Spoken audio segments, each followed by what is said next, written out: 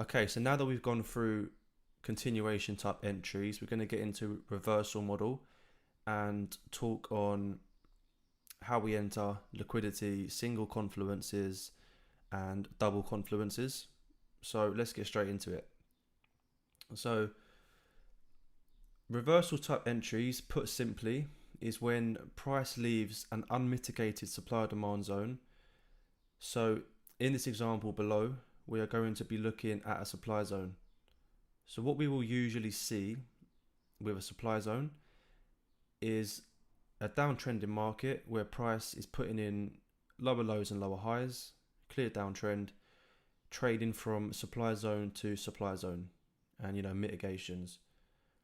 But what will happen is price will leave an unmitigated area behind, so a supply zone, which can be traded at a later date in price. This is exactly what the diagram below is showing, as you can see here. So what we had was price putting in lower lows, lower high, lower low, lower high, all the way down. And, once we broke this low here, price pulled back, mitigated that area, which is just a diagram, but you get the picture. But if we look at this area here, when price put in a lower low, price came back up to around 50% and then put in a new lower low. So this area here can be classed as our supply zone and an area where price has not come into to mitigate and can be traded at a later date. Okay, so some important tips. What makes this class as a reversal entry is because of bullish structure which is being created coming into that supply zone. Okay, so if this area is going to get mitigated, then price is going to need to be, obviously pushing up, which is going to be breaking structure, as you can see. So we put in a lower low, we then pushed up, broke the most recent lower low, we then come back down, mitigated that newly created demand zone, and then we put in a new higher high, breaking structure, which confirms that to be a higher high and confirms this as the new higher low. So you can see we're now putting in bullish structure, or you could say order flow to the upside, which can be traded into the unmitigated supply zone. Okay, so another tip, liquidity can also play a huge part and give us that edge for the supply reversal to actually play out in our anticipated direction. It always comes back to the why and where price is likely needing to go to mitigate, collect orders, sweep liquidity before we get involved in the trade. So what we will usually see, as you can see from here, we had a change in momentum, but what you can see is we have liquidity. So we have equal highs, which a lot of traders see this as a double top, but what we see this as is one high, a second high, price pushes off, people are looking to get short from this double top, and especially once price is now pushing down, people are getting FOMO and they want to get involved in the sell. But what we know from looking at price a little bit deeper is a lot of money is going to be above this area, and price is likely to sweep it, tap into the supply zone, and then sell off from here. And once this happens, we usually see a lot of momentum after price comes into that level. The reason why is because price has a reason to move. So price has essentially taken fuel, it's got money behind it, and now we can see smart money get involved and then trade with the large institutions and banks. We also have liquidity that's built from these lows as well. Anyone looking who got in long from here, as they're seeing, breaks the structure, and this is intent for higher prices because price failed to put in a new lower low, then we broke structure. Okay, but this is still liquidity from people who are long in here, which is another reason or another confluence for us to target, and essentially it gives the reversal supply zone more reason to play out in our favor. Okay. Now what we can do now is look at the lower time frame entry types. So let's get into that now. So once price comes in, takes liquidity, we want to be looking at entries. Now it is the same thing as our continuation entries, where we still want to be waiting for, you know, lower time frame confirmation, because price does not need to go short from here. It's likely, but it's not 100%. We need to trade the lower time frames, and as I always say, trade the momentum and wait for confluence and confirmation. Okay, so that's how we do this, as you can see here. So this move coming up into the supply is always going to be giving us higher highs and higher lows on, you know, a lower time frame down from the hourly, whether that be the 15, 5, 3 minute, 1 minute, and whatever time frame you're executing on, you know, you're going to see higher highs and higher lows coming in. Okay, so this is what we got here: higher high, higher low, higher high, higher low. We want to simply wait for a breaker structure, as you can see, and we want to wait for the most recent higher low to be taken out. Now, as you know, I always wait for, you know, clear momentum. If this move here breaks structure but is seeking liquidity from, say, an unmitigated demand zone, exactly the same thing as we have here in reverse.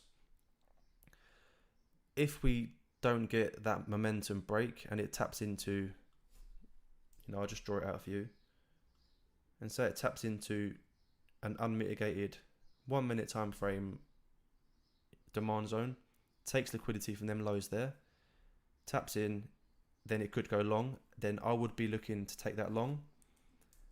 But that's the reason why I'm always looking for this to break with momentum, and then, you know, look for my clear area. What calls the break? What candle calls the break? Is there a range? Is there a clear range we can take, or is it one candle? You know, we look at price and then we can make our decision based on that. Okay, so this would be a single boss. So this is the lower time frame single boss, which is break of structure from higher time frame supply zone, which is this higher time frame unmitigated supply zone. Lower time frame break of structure, single boss, which is a single confluence from reversal area. If we want to see a tap into that area, then we can be looking at this as our entry, and something like this. And then we're looking to target, we don't want to be targeting, you know, the 1 minute lows, because that's just holding us back. We want to be targeting, you know, the higher time frame liquidity and the higher time frame sort of, you know, swing points and previous lows. Okay, that is how we get the most out of the trade, because you need to think, we've taken liquidity from here. It's really, you know, there's a very high probability that price is going to put in a new lower low, because there's fuel behind the move. Okay, so double confluence from reversal area, as I'm sure you can see, same thing, but it's just, as it says, it's a double rather than a single.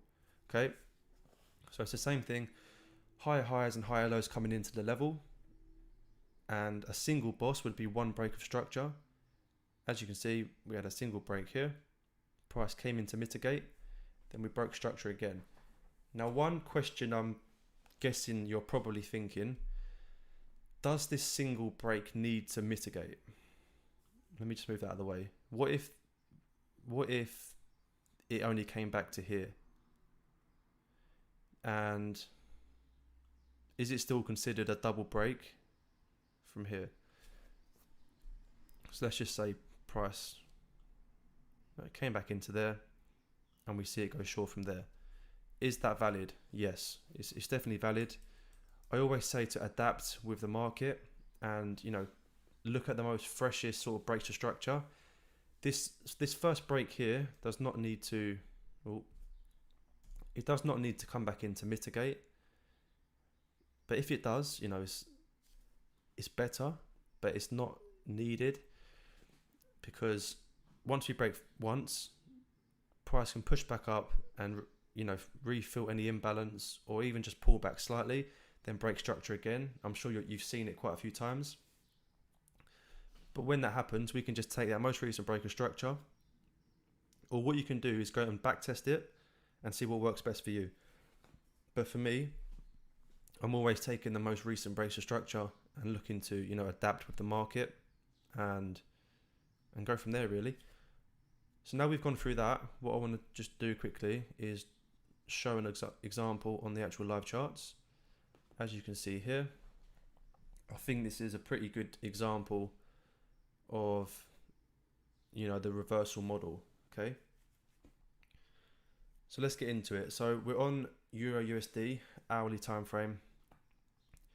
As I was saying previously, what we have is a clear downtrend where we're breaking structure, so I can draw it on. So we had a break of structure here. So price broke the most recent higher low. We didn't come back into this last up close candle. So this is left unmitigated, which could be used for a later date, who knows. But rather than waiting for this, we can adapt with this break of structure here. We had a tap in, mitigation, continuation, break of structure here, last up close candle, most recent lower high, mitigation, and this was a trade we took, which ended in like 30% or 25%. Okay, we have the next break of structure, which is this candle, which broke that low. But then we pulled back and broke again. Last up close, refined to that candle, mitigation. So I'm sure you get the idea. Now, what we can look at here is that as the most recent lower low. As you can see, we mitigated in, had a little bit of range. All of these breaks within here is substructure breaks within the sort of the swing point, which is here, lower low, and really up here is the lower high with a little pullback there, but that's really the swing point. Okay, and then this move is the move that broke and then put in the new lower low, which you can say it's definitely got some momentum behind it, and this is efficient pricing, but it's definitely an area where we can look at as a supply zone. We have a clear range and then initiation out.